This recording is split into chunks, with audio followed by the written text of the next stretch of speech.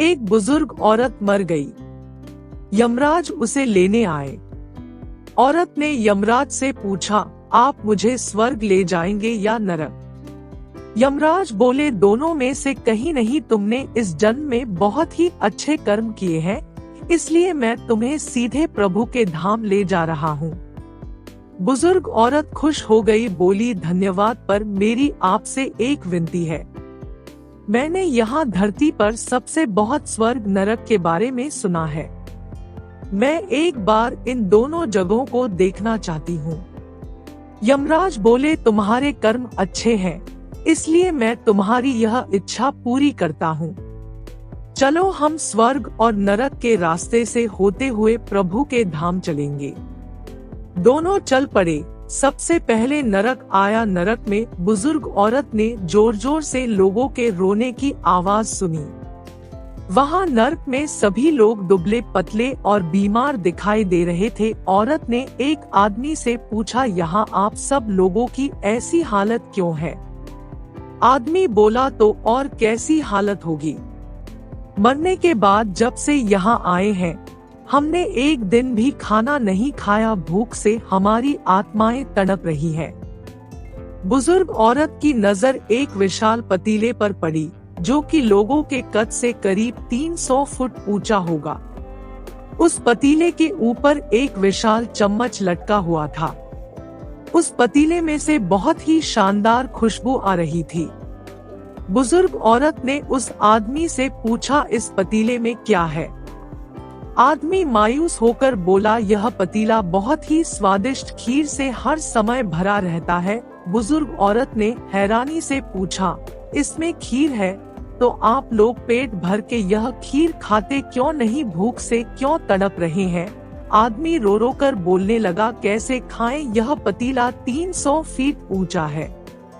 हम में से कोई भी उस पतीले तक नहीं पहुंच पाता। बुजुर्ग औरत को उन पर तरस आ गया। सोचने लगी, बेचारे खीर का पतीला होते हुए भी भूख से बेहाल है।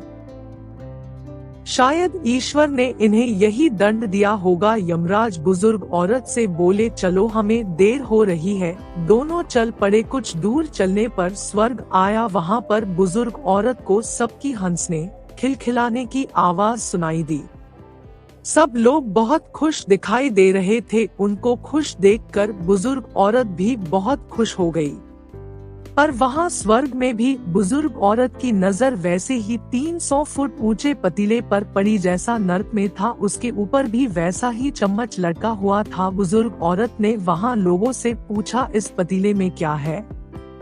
स्वर्ग के लोग बोले, इसमें बहुत टेस्टी खीर है। बुजुर्ग औरत हैरान हो गई। उनसे बोली, पर यह पतीला तो 300 फीट ऊंचा है, आप लोग तो इस तक पहुंच ही नहीं पाते होंगे, तो आप लोगों को खाना मिलता ही नहीं होगा, आप लोग भूख से बेहाल होंगे। पर मुझे तो आप सभी इतने खुश लग रहे हो, ऐसे कैसे? लोग बोले, हम तो सभी लोग इस पतीले में से पेट भर के खीर खाते हैं।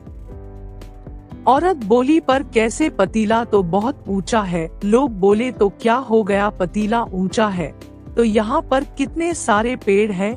ईश्वर ने यह पेड़ पौधे, नदी, झरने हम मनुष्यों के उपयोग के लिए तो बनाए हैं।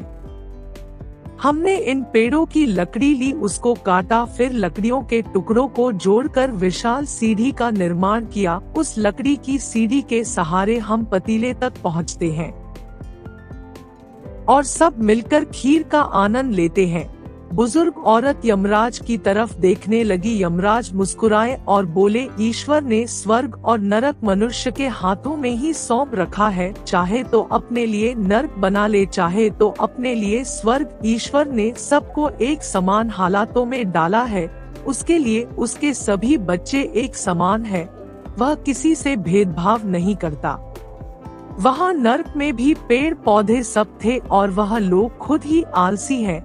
उन्हें खीर हाथ में चाहिए, वह कोई कर्म नहीं करना चाहते, कोई मेहनत नहीं करना चाहते, इसलिए भूख से बेहाल है।